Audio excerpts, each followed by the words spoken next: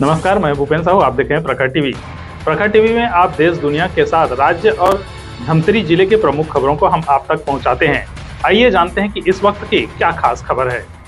भौतिकता के युग में एक तरफ व्यक्ति सांसारिक मोह माया के बीच धन अर्जित करने के लिए जुटा हुआ है, वहीं दूसरी तरफ आज भी कई ऐसे लोग हैं जो इन सब चीज़ों को त्याग कर साधु सन्यासी की राह पर चल पड़ते हैं। ऐसे ही धमतरी के लीलम चंद सुराना है जो परिवार संपत्ति को छोड़कर संत बनने की राह पर चल पड़े हैं। 30 अप्रैल अक्षय तृतीया के दिन बीकानेर राजस्थान में आयोजित दीक्षांत समारोह में 1008 रामलाल जी मासा के सानिध्य में दीक्षा लेंगे। उसके बाद संत बन जाएंगे। इसके पहले 7 अप्रैल को धमतरी में उनका अभिनंदन किया गया। श्री साधु मार्गी जैन संघ द्वारा स्थानक भवन में अभिनंदन समारोह आयोजित किया गया। इसके पहले बरघोड़ा निकाली गई। संक्षिप्त कार्यक्रम में धमतरी के अलावा विभिन्न जिलों से आए जैन समाज के लोगों ने उनका अभिनंदन किया।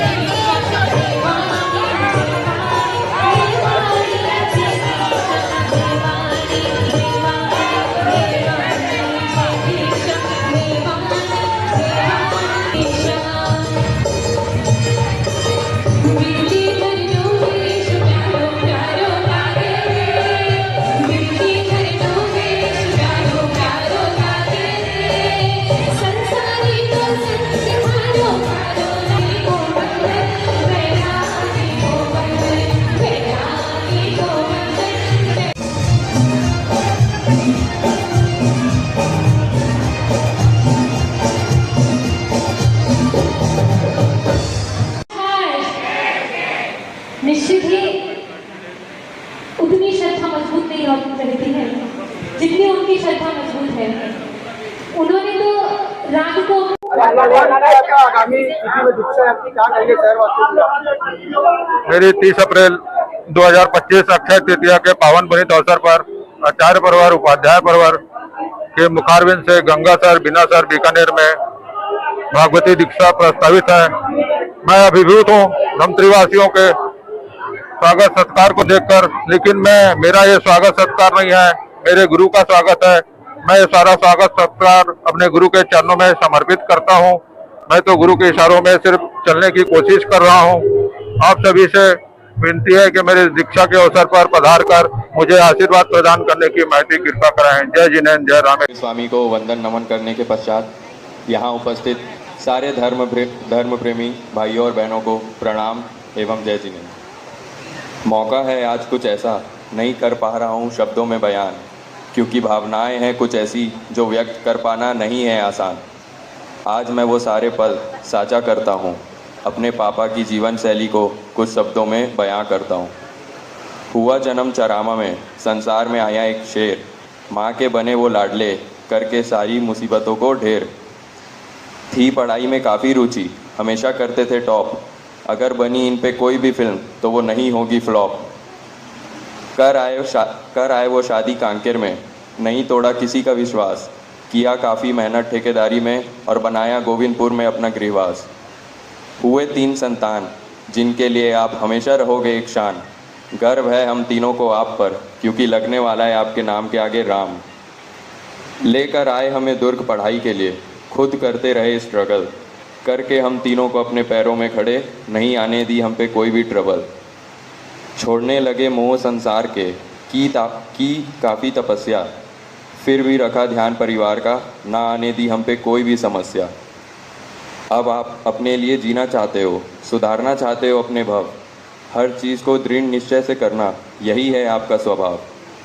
मुझे पूर्ण विश्वास है कि आप इसमें भी सफल हो जाओगे, बस कुछ दिन बाद आप जिन शासन के पुत्र कहलाओगे।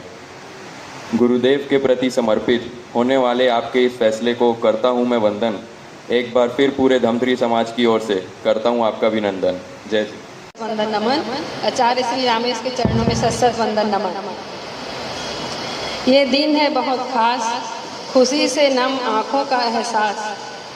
बहुत कुछ कहना चाहती हूँ पर संभव नहीं है इनके बारे में सब कुछ बता पाना। 35 साल के सफ़र में अपने जीवन में हमने बहुत सुख दुख का सामना किया, पर वो सफ़र भी आसानी से कटता गया, क्योंकि इनका साथ था बहुत खास और बहुत मजबूत। जीवन के इस सफ़र में कई बार बड़ी बड़ी तकलीफ़ों, आर्थिक कठिनाइयाँ सामने आई, लेकिन जिस हौसले और चुनौतियों को बहुत ही सहजता से पार किया। हर रिश्तों में, चाहे बेटे, चाहे पति, चाहे बेटे के रूप में, चाहे पति के रूप में, चाहे पिता के रूप में, चाहे ससुर के रूप में, चाहे दादा के रूप में, इन्होंने हर किरदार को बखूबी निभाया। वह अनुकरणीय है और अकल्पनीय है। और अपनी ख्वाहिशों का दमन कर बच्चों की हर जीत पर, हर तमन्ना पूरी करने का जज्बा पिता में होता है। अच्छे संस्कारों से, अच्छी तालीमों से सिंचित कर एक कामयाब व्यक्ति बनाने की तमन्ना हमेशा एक पिता में ही होती है। वह अपने दिलों में संजो कर रखता है उस ख्वाहिशों को और उसके लिए अपना सर्वस्व लुटाने को। हमने इनको निभाते हुए देखा। दोनों पुत्रों को अच्छी तालीम देकर इंजीनियर बनाया, बेटी को डॉक्टर बनाया, और जब लगा कि अब संसारिक जीवन की सारी जिम्मेदारियां पूर्ण हो चुकी है, तो फिर उन्होंने सांसारिक मार्ग को छोड़कर संयम के मार्ग में जाने का मन बना लिया, क्योंकि मुझे ऐसा लगा कि धर्म के मर्म को इन्होंने समझ लिया है, जान लिया है।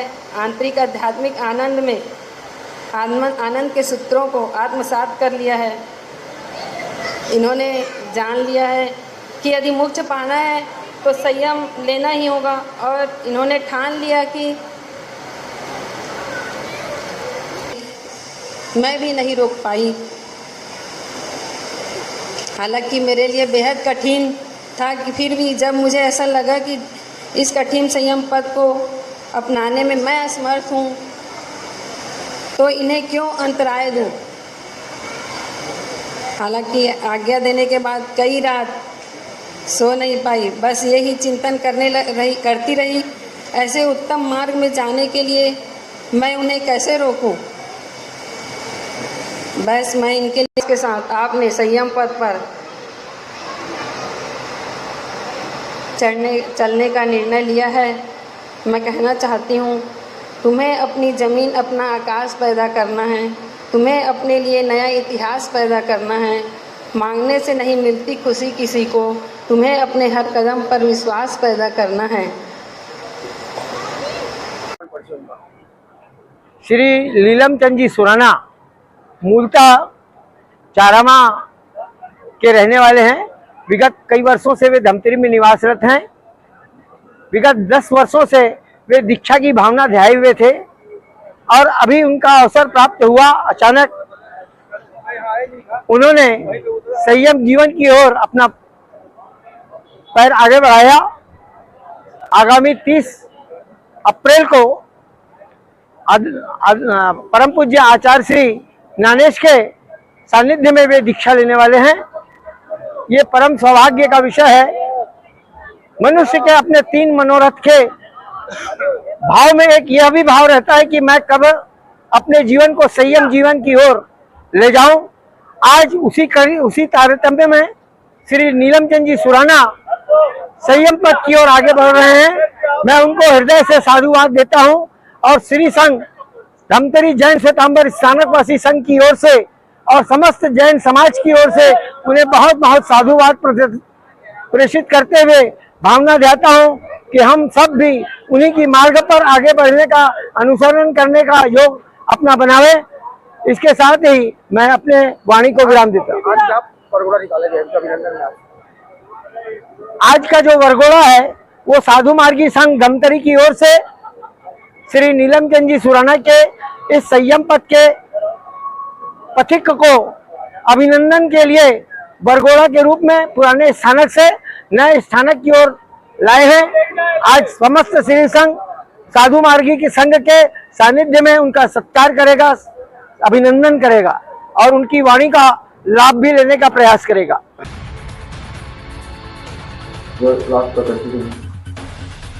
तो ये थी अब तक की खबरें।